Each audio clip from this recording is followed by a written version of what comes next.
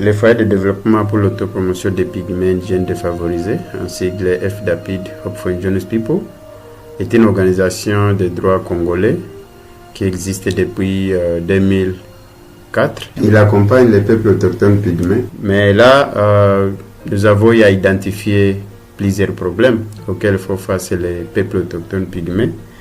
Et parmi ces problèmes, nous pouvons citer la marginalisation, la discrimination et l'extrême pauvreté, le manque d'accès aux ressources naturelles, notamment la terre, suite à la spoliation et aux accaparements, l'accès très difficile à l'éducation et aux soins de santé, le manque d'accès à l'eau potable, les violations de leurs droits sous plusieurs formes, notamment des massacres, des arrestations, des viols, la non-participation aux affaires politiques et publiques, alors qu'ils sont les premiers occupants de la RDC, le manque d'accès à la justice, les problèmes d'habitants, donc leur habitat qui est inapproprié, et autres problèmes majeurs que nous avons à identifier.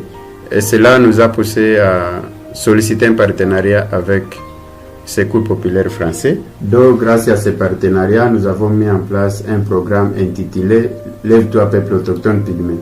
Et dans ce programme, présentement, nous sommes en train de réaliser des activités dans deux volets figurant dans ce programme. Il y a le volet éducation et le volet autosuffisance alimentaire. En ce qui concerne le volet éducation, nous distribuons chaque année des kits scolaires aux enfants pygmées.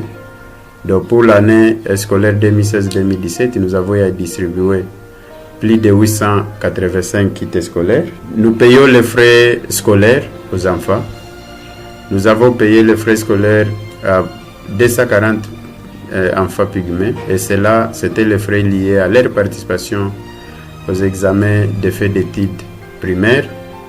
Et selon les résultats provisoires à notre possession, il y a plus de 82 enfants qui ont obtenu leur certificat de fait d'études primaires. Nous avons eu à supporter des jeunes autochtones pygmées qui étaient à l'université et ils ont obtenu leur grade de fait d'études académiques. Donc ça, c'est pour le premier cycle. En même temps, nous procédons à la mobilisation, sensibilisation, à des causeries éducatives sur l'importance de l'école pour encourager les parents des enfants pygmées à ne plus amener leurs enfants dans la forêt pour la chasse et la cueillette. En ce qui concerne l'autosuffisance alimentaire, nous procédons à la formation sur les techniques agricoles et la gestion des activités génératrices de revenus. Nous accompagnons plus de 550 familles en agriculture, mais en même temps nous avons mis en place des groupes solidaires. Et là il y a des défis. Le premier défi c'est qu'il y a des problèmes énormes, mais les moyens sont très limités. Et notre équipe fait un travail héroïque.